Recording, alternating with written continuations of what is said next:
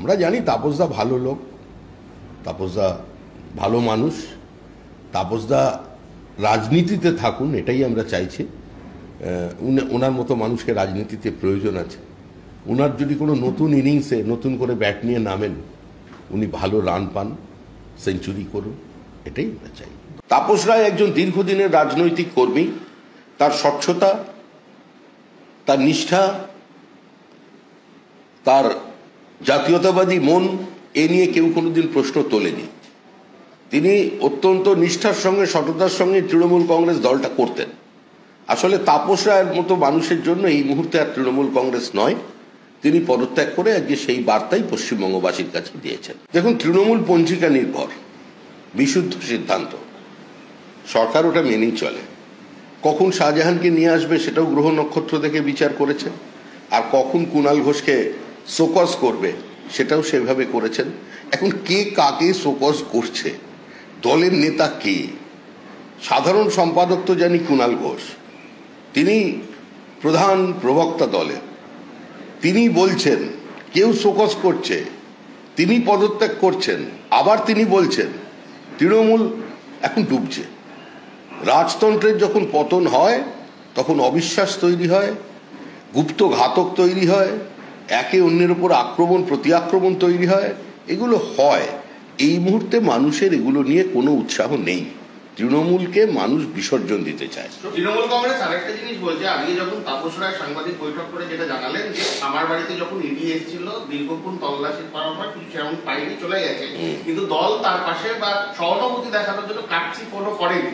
সেখানে তো দাঁড়িয়ে তৃণমূল যখন কিন্তু পদত্যাগ করছে, তৃণমূল কংগ্রেস থেকে একটা কথা উঠছে যে যেখানে শুভেন্দু অধিকারীকেও দেখা গেছিল নারদায় টাকা দিতে, তাপস রায় বাড়িতে যখন ইডি এলো তাহলে আবার সেই সেন্ট্রাল এজেন্সিকে দিয়ে ভয় দেখিয়ে। খুব গুরুত্বপূর্ণ প্রশ্ন। কোথাও কেউ কাউকে ভয় দেখাচ্ছে না। নারদা ছিল সম্পূর্ণ একটা চক্রান্ত, একটা কনস্পিরেসি, যেটা হয়েছিল তৃণমূল কংগ্রেসের দলের ভিতর থেকে, বাইরের কোনো লোকের যোগাযোগ নেই। এখন তাপস রায় যে অভিযোগ করছেন যে তার বাড়িতে ইডি পাঠানোর জন্য দায়ী হচ্ছে সম্পূর্ণভাবেই, এটা যার ব্রেন চাইল্ড, তিনি হচ্ছেন সুদীপ বন্দ্যোপাধ্যায়। অর্থাৎ যা কিছু প্রতিহিংসা, যা কিছু অসহিষ্ণুতা, যা কিছু চক্রান্ত এবং যা কিছু প্রতারণা, সেটা হচ্ছে তৃণমূল কংগ্রেসের ভিতর থেকেই। এক নেতা অন্য নেতার বিরুদ্ধে যদি তথ্য সরবরাহ করেন তাহলে তো আমাদের কিছু করার নেই। আমরা রাজনৈতিক শিষ্টাচার মেনে, সৌজন্য মেনে, বিভিন্ন মাধ্যম থেকে আসা বিভিন্ন নেতার বিরুদ্ধে যে অভিযোগ বিভিন্ন আমাদের কাছে আসে, কাগজ আসে, সেটা নিয়ে আমরা কোনো কথা বলি না। এটা প্রতিষ্ঠা হলো যে যারা এতদিন প্রতিহিংসার রাজনীতির কথা বলতেন, পলিটিক্যাল ভেন্ডেটার কথা বলতেন, আসলে এটা হচ্ছে ইন্টারনাল পার্টি ফিউড।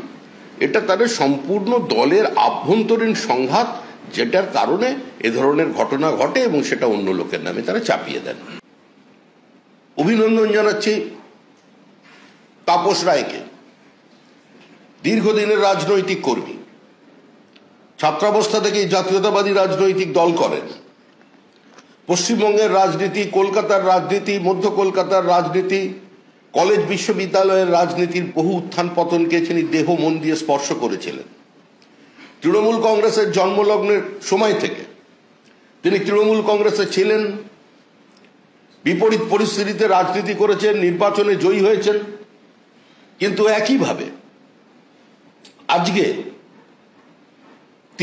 তার পদত্যাগের মধ্যে দিয়ে প্রমাণ হয়ে গেল যে এই মুহূর্তে কোনো স্বচ্ছ ভাবমূর্তির মানুষ, কোনো সুস্থ রাজনৈতিক কর্মী, যিনি নির্দিষ্ট রাজনৈতিক মূল্যবোধে বিশ্বাস করেন, তাদের জায়গা আজ আর তৃণমূল কংগ্রেস নয়।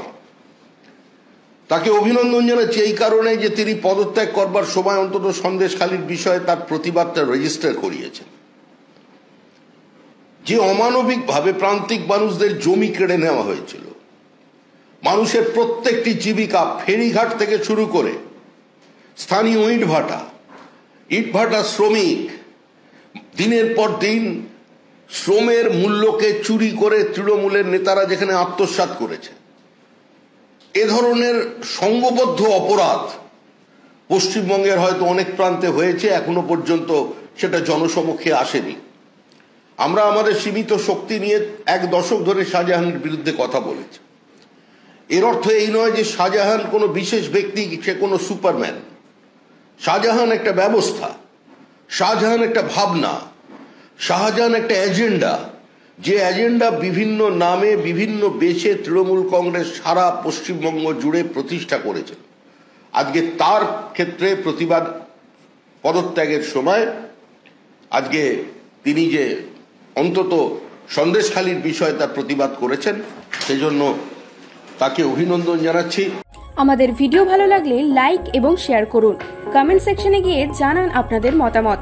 আরও ভিডিও পেতে আমাদের চ্যানেল সাবস্ক্রাইব করুন এবং প্রতি মুহূর্তে খবরের আপডেট পেতে প্রেস করুন বেল আইকন।